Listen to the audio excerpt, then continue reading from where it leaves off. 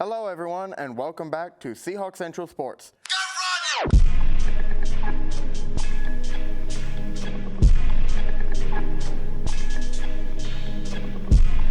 We've got a fun episode for you today with basketball and tennis.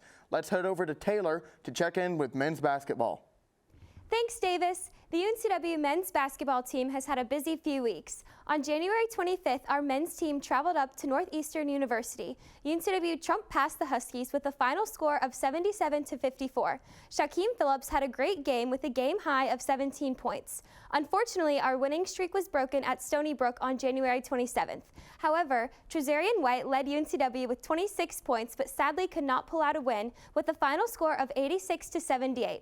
On February 1st, UNCW swept past the Charleston Cougars with a score of 80-74. White led the Seahawks with a game high of 25 points, one awesome home-and-home sweep of the defending CAA champions. Finally, the Seahawks were back in Trask for an intense game against the Campbell Camels.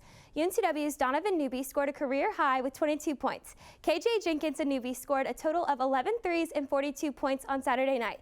On February 8th, we have an exciting game against Drexel, and then watch our guys on February 10th at Hampton. Keep it up, Seahawks. Now on to Grace with women's basketball. Thanks, Tay. This past weekend, the UNCW women's basketball team had an overall successful weekend, falling short against North Carolina A&T. However, freshman Taylor Henderson led UNCW with 19 points. Moving on to Sunday, February 4th, the Lady Hawks celebrated a win, beating Hampton with a close score of 77-70. Mary Ferrito and other athletes enjoyed career-high days for this great win. Congratulations, ladies. Let's wish them good luck this upcoming Friday, February 9th, as they are back on the road against the Fighting Campbell Camels. Now let's head over to Alexa. Thanks, Grace. Our women's tennis team did phenomenal this past week, beating both Mount Olive and Presbyterian. Our men's tennis team destroyed Coastal Carolina 6-1 for a great home opener.